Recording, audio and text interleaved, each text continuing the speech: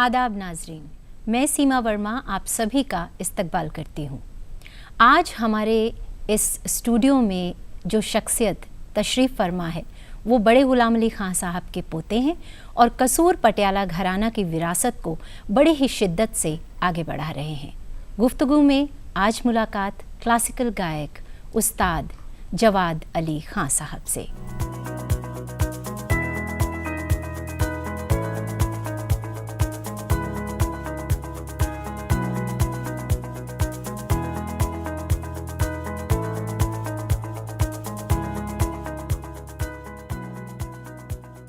कसूर पटियाला घराने से ताल्लुक रखने वाले उस्ताद जवाद अली खान को गायकी विरासत में मिली और कम उम्री से मौसीकी की तालीम शुरू हो गई।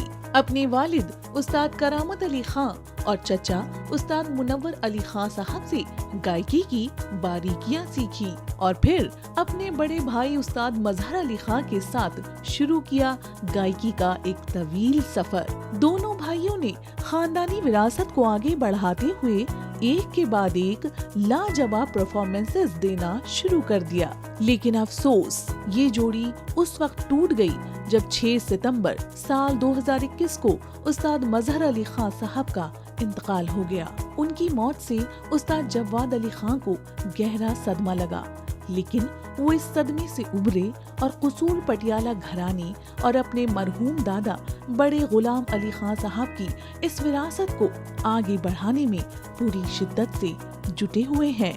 बहुत बहुत इस्तकबाल आपका। जी आदाब। उस्ताद जी, इससे पहले कि हम बातों के सिलसिले को आगे बढ़ाएं, हमें अभी इल्म हुआ कि आपके बड़े भाई मजहर अली खान साहब इस दुनिया में नहीं रहे हैं। गुफ्तगू की ओर से हम उन्हें खिराज अकीदत पेश करना चाहेंगे। मैं क्या बताऊं कि ये दुनिया आनी जानी है, मगर भाई साहब की इतना अचानक इंतकाल हो जाना जी इतना एक अजीब सदमा हमारे लिए, यानी कि यकीन ही नहीं आता। और मेरी ज़िंदगी का बचपन से लेके अब तक का जितना सफ़र है मेरे भाई साहब के साथ ही गुजरा जी। और बस शब्दों में लफ्ज़ों में मैं बयान नहीं कर सकता कि जो दुख हमें हुआ है और रहेगा जब तक हम जिएंगे जी। अपनों को खोने का जो दुख होता है, मेरा ख्याल है वो लफ्ज़ों में बयान नहीं किया जा सकता या शब्दों में। बिल्कुल ठीक कह रहे हैं आप। और आपने जैसे अभी कहा कि मौसीकी का इब्तदाई सफ़र आपने तय किया, उन्हीं को देख देख के मैंने गाना शुरू किया। जी। कितने बड़े थे? 2 साल मुझसे बड़े थे, मगर वो वैसे मेरे एक गुरु की हैसियत भी रखते थे। जी जी जी। बहुत हाईली टैलेंटेड थे बचपन से ही। जी। मैं तो उनके साथ साथ रहता था, पीछे पीछे डर के, मतलब है। और वो बहुत ही ब्लंट और बड़े ब्रेव किस्म के आदमी थे गाने के लिए, और ऑलराउंडर सिंगर जैसे होता है। जी जी। और उनके साथ ही मैंने फिर हम लोगों ने बाकायदा सीखना शुरू किया। अपने वालिद मरहूम करामत अली साहब, क्योंकि बड़े ग़ुलाम अली ख़ान साहब हमारे दादा मरहूम के 2 बेटे थे जी। एक मेरे फादर वालिद करामत अली साहब और एक उस्ताद मुनव्वर अली ख़ान साहब जो हमारे गुरु भी थे जी। हम लोगों ने उन्हीं लोगों को बचपन में, मेरे वालिद को ज़िंदगी ने इतनी वफ़ा नहीं की, वो बड़ी जल्द गुज़र गए। इब्तदाई तालीम उनसे हमने ली, हालांकि वो गायक नहीं बने, उन्होंने ऐसे प्रोफेशन नहीं बनाया था। अच्छा। लेकिन सब नॉलेज था उनको। फिर बड़े ग़ुलाम अली ख़ान साहब को मजहर अली ख़ान साहब ने और बरकत अली ख़ान साहब को बहुत देखा उन्होंने, और उनके साथ हम लोग बचपन में मतलब हुए। फिर उनसे कुछ जो भी तालीम वगैरह मिली, उसके बाद बाकायदा जब थोड़ा होश व हवास में आ गए तो अपने चचा उस्ताद मुनव्वर अली ख़ान साहब से हमने फिर बाकायदा इस संगीत की तालीम ली।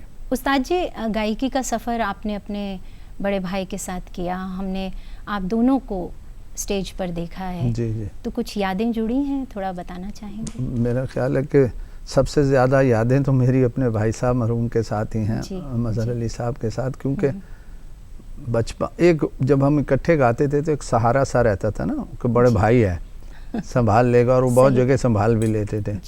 तो एक तो वो फिर इकट्ठे सीखा, और फिर ऐसा लगता था स्टेज पे बैठे रहते थे तो एक जैसे रौनक सी रहती है, और जब 2 आदमी गाते हैं तो वो एक इंस्टीट्यूशन बन जाता है, क्योंकि हम एक दूसरे को कॉम्प्लीमेंट करते हैं, कोई कंपटीशन तो होता नहीं है, इंस्पिरेशन भी एक दूसरे से मिलती है, तो वो एक बड़ा मज़ा आता था। और बस यादें हैं उनकी। कोई एक याद हो तो मैं क्या बताऊं गाने में, बस हमेशा उनकी पसंद का ही राग गाने को हुआ। अच्छा। जो वो कहते थे और वो लास्ट मिनट भी बदल देते थे। ग्रीन रूम में हमने कुछ प्रैक्टिस कर लिया बदल दिया, स्टेज पे गए देखा उन्होंने कि यार ऐसा है, तो कहते थे यार ये नहीं, ये गा लेते हैं। अच्छा। तो हम वो फ़ौरन फिर सुरमंडल मिलाना, फिर तानपुरे वगैरह दोबारा, मतलब थोड़ा बहुत ट्यून जो करना होता है वो करके, और फिर हम वो करते थे। यानी आप दोनों का तालमेल इस तरह से बैठता था कि हाँ, बहुत अंडरस्टैंडिंग के जी, साथ, बहुत जी। और वो उनका कुछ जजमेंट ठीक भी होता था कि ऑडियंस के मुताबिक गाया सही जाए। कह रहे हैं, सही कह रहे हैं। अच्छा उस्ताद जी, ये कसूर पटियाला घराना, थोड़ा सा इसके बारे में बताएं। कसूर बाबा बुल्ले शाह साहब के नाम से बड़ा मशहूर है, क्योंकि बाबा बुल्ले शाह कसूर, क्योंकि पहले ये हमारा अखंड भारत था ना एक ही, जी। तो उस पंजाब में कसूर एक जगह है लाहौर के पास ही, तो वहाँ पर बड़े सूफी संत और बड़े बड़े गायक लोग आते थे। अच्छा। और मियाँ तानसेन जी जैसी हस्ती ने भी 13 दिन वहाँ वो रुके संतों के पास, और अपना संगीत उन्होंने पेश किया। और वहाँ पर बहुत एक बड़े बड़े गुनीजन, पखावज वाले गायक, धुरपतिये, वीणा वाले, यानी कि गुनीजनों का गुनीजन खाना जिसे कहना चाहिए। कसूर एक और सबसे सुरीली जगह दुनिया में मानी गई। अच्छा। कसूर। और वहाँ की और भी बहुत सारी चीज़ें मशहूर थी, जैसे अलग अलग प्रांतों में, इलाकों में चीज़ें मशहूर होती हैं, कहीं का कुछ कहीं। जी। तो कसूर वो, फिर पटियाला, कसूर पटियाला, यूँ कहते हैं कि पटियाले मेरे जो ग्रेट ग्रैंडफादर थे जी। संगीत रतन उस्ताद अली बख्श खान साहब, जो जम्मू दरबार में थे। अच्छा। वो जम्मू दरबार में उनकी मतलब है वो सर्विस थी, क्योंकि पहले राजा महाराजाओं के यहाँ, नवाबों के यहाँ वो जो घराने बने हैं वो इसी तरह बने हैं। जी जी जी। कि वो जो पेट्रनेज मिलती थी स्टेट से, वो उनके, तो वो जम्मू दरबार से सीखने के लिए जाया करते थे। फ़तेह अली खान साहब एक हुए हैं बहुत 18वीं सेंचुरी में पटियाले वाले, अली बख्श जरनैल और खान साहब फ़तेह अली खान साहब, जो कि बहुत बड़ी हस्तियाँ थी अपने वक्त की। और उनसे फिर उन्होंने गंडा बंधवा करके बाकायदा तालीम भी ली थोड़ी बहुत, और वो उनके पास 4 घरानों की तालीम थी, उसको लिया, फिर अपना तो था ही था, उसको बना करके एक परफॉर्मेंस बनाया। वो परफॉर्मेंस जब बड़े गुलाम अली खान साहब के सामने उन्होंने सीखा, बरकत अली खान साहब, उनके भाई मुबारक अली खान साहब, अमानत अली खान साहब, उनके यानी बहुत लंबी लिस्ट है। फिर उनके बाद उनके नेफ्यूज़ ने सीखा ये वो, और उनके बेटे उस्ताद मुनव्वर अली खान साहब ने सीखा, जो हमारे चचा थे, जिनसे हमने भी बाकायदा शिक्षा। तो ये गायकी जो फिर बड़े गुलाम अली खान साहब ने अपनी समझ के साथ उस सारी तालीम को जो पेश किया, वो आज सारी ज़माने के सामने है। वो तो फिर ऐसे हुए हैं कि अब ऐसे लोग तो शायद ही पैदा होंगे। जी जी, बिल्कुल ठीक। उस्ताद जी, आप हमारे बीच में हैं जी, और ऐसा हो नहीं सकता कि हम आपसे कुछ सुने ना, तो बहुत दिल चाह रहा है कि आप कुछ सुनाएं अपनी पसंद का। अच्छा, मैं एक राग कामोद की बंदिश है।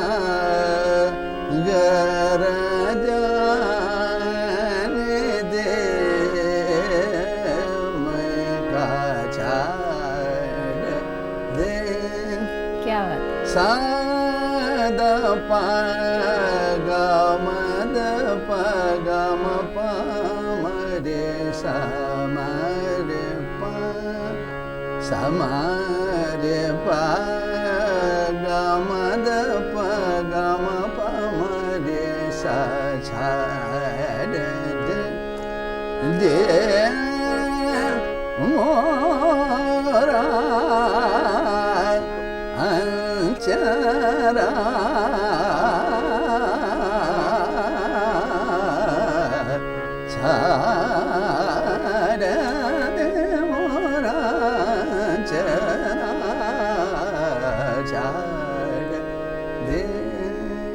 क्या बात है, क्या बात है, बहुत खूब। थोड़े से वक्त में मतलब बहुत ये तो एक खूब। बड़ी मूड और माहौल की चीज़ें हैं। जी जी।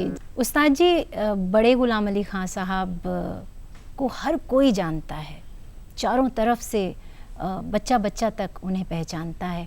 तो आपके दादा रहे, कोई याद है आपकी बचपन की, कोई किस्सा सुनाना चाहेंगे? मेरे बड़े भाई साहब से ही है वो। जी। तो वो दादाजी उनको बहुत प्यार करते थे। अच्छा। क्योंकि और भी हमारे दो बड़े भाई थे, तो उनको इतना मतलब रुचि, इतना शौक नहीं था। तो ये जब छोटे से थे मज़हर साहब, तो ये बहुत गौर से देखते थे, और जैसे दादाजी अपनी शागिर्दों को सिखाते थे, वो दादाजी के सामने उसको कॉपी करके दिखाते थे। अच्छा। मज़हर साहब, तो वो उनके ज़्यादा किस्से हैं। मेरा तो ये है कि मैं सुनता रहा हूँ, मगर इतनी समझ नहीं थी उस वक्त, ज़ाहिर है कि बचपन था, इतनी होश मतलब नहीं रही। फिर उसके बाद जब थोड़े बड़े हो गए तो उनको सुनते थे। अच्छा। बस गौर से देखते थे, समझ में इतना नहीं आता था, मगर कानों में रस ज़रूर घुलता था। जी जी जी। ये है चीज़। बहुत सुंदर, बहुत कि प्यारा। एक देखते थे कि एक आदमी है जो कोई बड़ी बड़ी मूँछों वाले हैं और वो बैठे हैं, कोई गा रहा है, जी। तो वो देख के थोड़ा वो होता था, मगर वो अच्छा भी लगता था। इतनी समझ नहीं थी। इतनी समझ नहीं थी, लेकिन कहते हैं ना कि जब आपको माहौल ऐसा मिलता है तो वो कहीं ना कानों में कहीं जो बचपन में जो लोरी वो सुर्खी दी गई है, बिल्कुल बिल्कुल, तो वो एक बड़ा जी। ये एक फ़ायदे की चीज़ थी। जी जी। दादाजी की अगर मैं बात करूं, बड़े जी। गुलाम अली खां साहब की बात जी। करूं, तो उनके गाए हुए ख़याल, ख़ास तौर पर मैं ख़याल गायकी की बात कर रही हूं, क्योंकि बहुत जाने गए माने गए। यूँ तो उन्होंने ठुमरी भी गाई, अलग अलग जी जी जी। विधाएं उन्होंने गाई। एक्चुअली क्या है कि जहाँ ख्याल गायकी की सीरियसनेस और संजीदगी है, जी। उसको उन्होंने उस तरह बरता। और जो ठुमरी जो गायकी है, लाइट क्लासिकल म्यूज़िक, जो पूरा बंग है, एक ही अंग है ठुमरी का, वो पूरब है। अब वो कुछ लोग अलग अलग बना लेते हैं कि ये भी पूरा बंग को उन्होंने एक नया रंग दिया। जी। एक नए रंग और ढंग से उन्होंने पूरबी अंग को गाया, जो पूरब वाले भी नहीं गा भी नहीं पाए और गाते भी नहीं। और जो भी अब गाते हैं वो बड़े गुलाम अली खां साहब को मोस्टली लोग उसको देखते हैं। जी। वो ठुमरी का एक अलग रंग है उनका, लेकिन है वो पूरबी अंग। जैसे ख्याल में भी कुछ परिवर्तन किया कि सुरीला हो, लय सुर में हो, ये तो उसका बेसिक रिक्वायरमेंट है, क्योंकि सभी घरानों के गुनी जनों ने मिल के संगीत की सेवा की है। पंडितों ने, गुनी जनों ने, बड़े बड़े महापंडित, बड़े बड़े महागुरु उस्ताद लोग आए, उन सब ने इस संगीत की, भारतीय संगीत है ना, तो सब ने मिल के इस शास्त्रीय संगीत की, जो भारत का है, सेवा की, अपनी अपनी जगह बहुत अच्छे तरीके से उसे गाया, पेश किया। इसी तरह बड़े गुलाम अली खां साहब ने भी कुछ, जिसे कहा जाता है कि उनको ये भी कहा गया कि वो ये जदीद गायकी के इमाम है, पायनियर ऑफ क्लासिकल म्यूज़िक। ऐसा होना चाहिए कि अच्छा, पहले ज़माने के सुनने का तरीका कुछ और था जी। फिर धीरे धीरे वक्त बदलता है तो सोच भी बदलती जाती है। सही कह रहे हैं। तो कैसे सुंदरता के साथ क्लासिकल म्यूज़िक गाया जाए, ये एक बहुत श्रेय है बड़े गुलाम अली खां साहब को जाता है जी। कि सुंदरता के साथ जैसे होना चाहिए संगीत, इसको उन्होंने पेश किया और भी लोगों ने किया, उन्होंने भी किया। जी। ठुमरी की बात अभी आपने की, तो दादाजी की तो गाई हुई ठुमरियाँ जो हैं वो आज भी फ्यूजन के तरह से, आज की जो पीढ़ी है, वो आपको कौन सी सबसे अच्छी ठुमरी उनकी जी, लगी? जी बिल्कुल, आपने सही फरमाया सीमा साहब। अब एक्चुअली क्या है कि एक दो चीज़ें तो उनकी इतनी ज़्यादा, जैसे याद पिया की आए, का करूँ सजनी आए न बालम, तो ये चीज़ें इतनी पॉपुलर हुई कि वो कुछ लोगों की तो रोटी रोज़ी का ये बन गया है आधार ही। इन चीज़ों को वो गाए जा रहे हैं, फ्यूजन भी कर रहे हैं, मगर मैं ये ज़रूर कहूँगा कि करें तो थोड़ा ढंग से करें। जी। फ्यूजन का मतलब ये नहीं है, बस ये है कि ये फ्यूजन करो, ज़रूर करो, लेकिन ढंग के साथ करो। जी जी। कुछ लोग जो अच्छे से करते हैं वो अच्छी बात है, वो अच्छा लगता है हमें भी सुन के।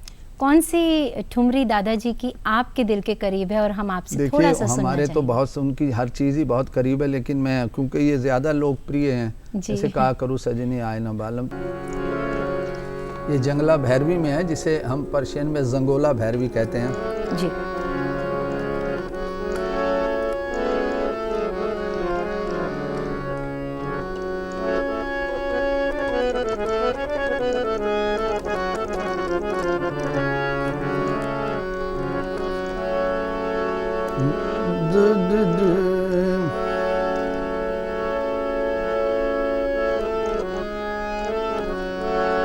दाना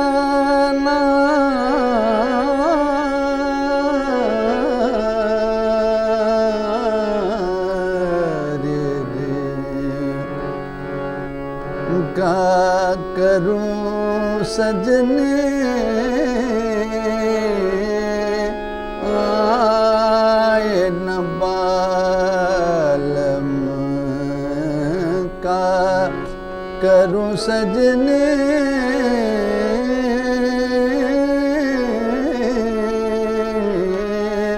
आए न बालम तड़पत बीती मोरी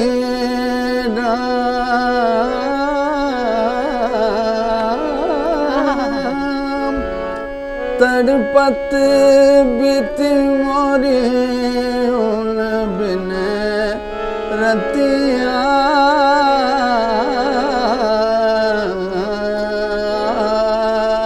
न बालम का करूं सजने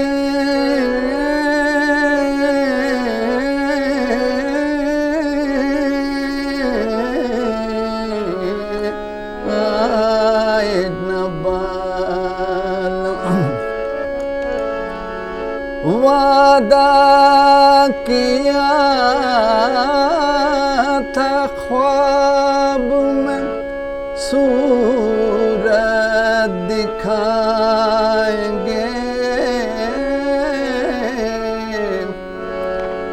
वादा किया था ख्वाब में सूरत दिखाएंगे सोते ही उम्र कट गई इसी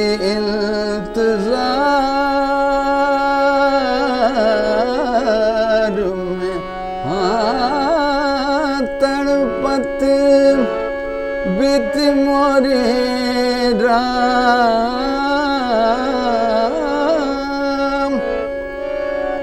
तड़पत बीत मोरी उन बिन रतिया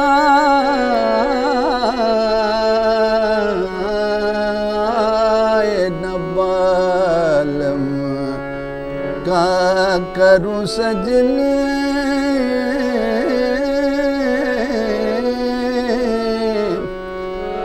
का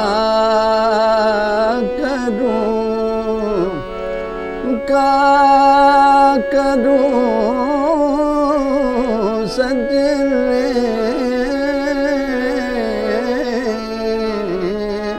आए न वाह वाह वाह, क्या बात है, मज़ा आ गया उस्ताद जी। और जितनी तारीफ़ करें उतना कम है, क्या माहौल बन गया है, क्या बताएं आपको। शुक्रिया, बहुत बहुत खूब, बहुत खूब। अच्छा उस्ताद जी, हमने देखा है कि जब ज़िंदगी में हम आगे बढ़ते हैं तो ऐसा नहीं है कि गुलाब की पंखुड़ियाँ ही मिलती हैं, जद्दोजहद भी होती है। बड़ी जद्दोजहद वही आपसे पूछना चाहेंगे कि बड़ी कठिन ये जो डगर है पनघट की, बहुत कठिन है जी। इतना आसान नहीं होता सीखना करना। फिर ख़ासकर आज के दौर में शास्त्रीय संगीत को गले लगाना जी, ये वाकई अपने आप में एक बहुत बड़ी कुर्बानी है। जी बिल्कुल ठीक कह रहे हैं। आपके साथ ऐसी कोई जद्दोजहद रही? उसकी वजह ये कि घरानेदार लोग हैं हम लोग, तो अगर हम लोग कुछ इस तरह का कुछ म्यूज़िक गाते हैं तो लोग कहते हैं यार देखो ये लोग मतलब क्या कर रहे हैं, ये क्या है। तो हम लोग तो शास्त्रीय संगीत को ही गले लगाया हुआ है हमने जी। अब ये जैसा भी है कैसा भी है, हमसे जैसा हो सकता है। संगीत तो बहुत सुंदर है, हमने और किसी चीज़ को नहीं अपनाया। जी उस्ताद जी, इस सफ़र में कुछ तो ऐसे लोग होंगे जिनका आप नाम लेना चाहेंगे आज। तो पहले तो ये मेरे बड़े भाई साहब मज़हर अली ख़ान साहब मरहूम, अल्लाह उनके दर्जात को बुलंद फरमाए। जी। उनके साथ बचपन वालिद साहब पिताजी के साथ, फिर हमारे गुरु चचा उस्ताद मुनव्वर अली ख़ान साहब, एक बहुत अपने बुज़ुर्गों को देखा बचपन में। जी। कुछ अच्छे लोगों से मुलाकात हुई, कुछ लोग आज भी हैं, अच्छे हैं, जिनके साथ एक अच्छा जी सफ़र ज़िंदगी का है, कभी मिलते हैं तो अच्छा लगता है। जी जी जी, तो बस यही है। बहुत खूब। उस्ताद जी, बड़े गुलाम अली ख़ान साहब का एक भजन जी जो बापूजी को बहुत पसंद था, जी जी तो थोड़ा इसके बारे में आप बताएं। जी, वो उन्होंने एक लेटर भी दिया, एक बुक में भी छपा है वो बापूजी ने दिया बड़े गुलाम अली ख़ान साहब को, कि वो कहते थे कि इतने हृदय से, इतने दिल से गाते हैं, इतने जज्बे से गाते हैं ख़ान साहब, कि जब बड़े गुलाम अली ख़ान साहब ये चीज़ गाते हैं तो मुझे लगता है कि मैं स्वर्ग में पहुँच। क्या बात है, क्या बात और वो बड़े ख़ान साहब इसको गाते, वाकई में उनकी आज बहुत सारी रिकॉर्डिंग है, यूट्यूब पे हैं जी। ख्याल की भी, ठुमरी की भी, और ये भजन की भी। और ये भजन तो अमर हो गया क्योंकि उन्होंने इसको मतलब ऐसे गाया कि जैसे कि बाकी की एक आरती हो रही हो, कि क्या बात है। साक्षात भगवान सामने जैसे आ जाएं किसी, क्योंकि जी। जब किसी भी चीज़, जब ऊपर वाले को आप हृदय से याद करते हैं तो जाहिर सी बात है कि वो ही एक माहौल बन जाता है। जी जी, मैं उसकी एक लाइन आपको गा के मैं सुनाता हूँ। बस ये मैं इल्तिजा करने ही वाली थी कि आपने नहीं ज़रूर। ये राग पहाड़ी में जी। दे दे हरि ओम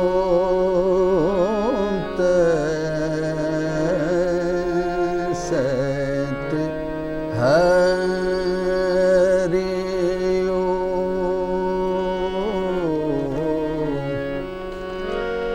हरि ओम सत हरि ओम महामंत्र है इसको जपा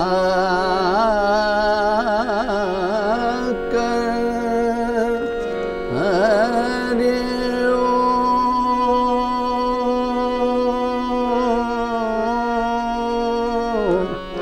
हरि ओम तत्सत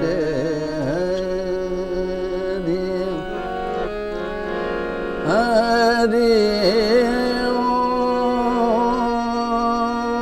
ओम के जब सांस आवे ध्वनि हो बराबर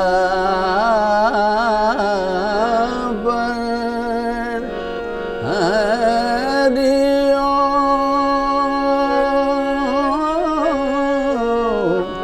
हरि ओम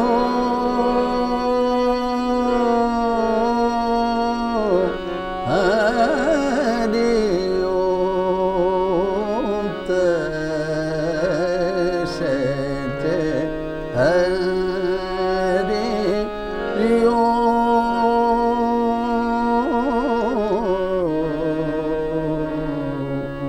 वाह वाह उस्ताद जी, हम तो खो गए। आपने जो सुनाया बहुत मज़ा आया, बहुत सुकून मिला। आप मौसीकी की खिदमत कर रहे हैं, अपने घराने की खिदमत कर रहे हैं। थोड़ा खाली वक्त मिलता है तो क्या करना पसंद करते हैं आप? बस ये समझिए कि बस ऊपर वाले का जिक्र करते हैं, ऊपर वाले को याद करते हैं जी। अल्लाह को, और थोड़ा अच्छे लोगों से मिलने का, अच्छी बुक्स पढ़ने, अच्छा, और अच्छी रिकॉर्डिंग सुनने का शौक है। अच्छा, फिल्में देखने का शौक नहीं है आपको? नहीं, आई एम सॉरी, बस ये नहीं है एक। लेकिन जितना फिल्म में भी जो संगीत वगैरह है वो है तो सारा शास्त्रीय संगीत से ही लिया हुआ है। लिया हुआ है, सही कह रहे हैं आप। और दादाजी ने तो गाया भी है, मुग़ल आज़म पिक्चर में गाया, और उनकी और बहुत सारी चीज़ें फिल्म वालों ने कॉपी की जी। और वो लिया, क्योंकि संगीत है साथ ही तो सुर है, कहाँ जाइएगा इससे निकल के। जी जी। और सातों ही सुरों में पूरी, यानी कि जगत का संगीत इसी में समाया हुआ है। बिल्कुल बिल्कुल। ये सात यानी कि समंदर की तरह है, सात सुर सागर की शक्ल लिए हुए हैं, और इसकी गहराई को तो बस ऊपर वाले ही जान सकता है। जी। तो कुछ आप सुनाना चाहेंगे जो दादाजी ने फिल्म में गाया? अगर आप अच्छा, वो दादाजी ने तो ख्याल ही गाया। मैं बल्कि यहाँ ये कहना चाहूँगा कि जैसे राग भी बेस जो कॉम्पोजिशंस हैं फिल्मों में भी गाई गई हैं, बहुत जगह गाई गई हैं जी। तो जैसे राग नंद में एक बड़ी वो हुई पॉपुलर, जो मैंने भी सुनी, और भी गाने बहुत हैं झंझोटी राग में बने। आजकल बड़े गुलाम अली खान साहब की एक बड़ी अच्छी कॉम्पोजिशन है भोर भई, बड़ी मुश्किल वो है जी। तो वो और भी ये फिल्मों में भी आ गई, कुछ लोगों ने उसको बगैर चेंज किए हुए गाया। वो उससे बहुत ज़्यादा जस्टिस तो नहीं कर पाएंगे नेचुरली, क्योंकि लेकिन गाया गया है। और वो जैसे एक गाना है पुराना ही है, जैसे दे तू जहाँ जहाँ चलेगा, अब ये राग नंद में। अच्छा, फिल्मी गाना मेरा साथ, क्या बात है, साथ होगा मेरा साथ। मुझे इतने आते नहीं फिल्मी गाने, लेकिन मैं वैसे गा लेकिन बहुत मेरा साथ तू जहाँ जहाँ चले। अब ये पदनी पद मा गा म द परे सा गा। अब गुन गु, अब ये राग में आ गए जी। गुन गुन गा अपने पिया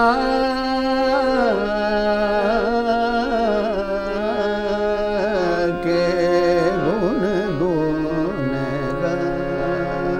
अब तू जहाँ जहाँ चली। क्या बात है। वो कि शास्त्रीय संगीत कोई ऐसी चीज है, आया तो सब कुछ यहीं से, उसकी अपनी सुंदरता है। शास्त्रीय संगीत जितना खूबसूरत कोई संगीत नहीं है मेरे हिसाब से। नहीं, बिल्कुल ठीक कह रहे हैं उस्ताद जी। और हम ये महसूस कर पा रहे हैं कि किस तरह इन बंदिशों से किस तरह गीत बनते रहे हैं और राग आगे भी। सुर बेस्ड, तो मतलब सुर तो साथ ही वही है ना बेसिक। जी जी जी। तो उन्हीं से वो काट छांट करके वो बनाते हैं। बहुत सुंदर, बहुत सुंदर। उस्ताद जी, बहुत जी चाह रहा है कि आपसे गुफ्तगू का सिलसिला हम जारी रखें, लेकिन वक्त इजाज़त नहीं दे रहा है। जी। हमारी दुआ है कि आप इसी तरह अपने घराने की खिदमत करते रहें। बहुत बहुत शुक्रिया। और इस चिराग को जलाए रखें, आगे बढ़ते रहें। बस आप सब लोगों की आशीर्वाद और दुआएं चाहिए, और हम लोग तो लगे ही हुए हैं जी। तो बस। और बहुत अच्छा लगा आपसे इस गुफ्तगू प्रोग्राम में गुफ्तगू करके, आपसे बहुत अच्छा लगा। और ऐसे कार्यक्रम होते रहने चाहिए जी, ज़रूर, ताकि कलाकारों से एक चर्चा रहे। बिल्कुल बिल्कुल। बहुत बहुत शुक्रिया। बहुत शुक्रिया आपका। तो नाजरीन, आज गुफ्तगू में बस इतना ही। अगले हफ्ते एक और शख्सियत के साथ हम हाजिर हो जाएंगे। तब तक के लिए इजाज़त दीजिए। आदाब।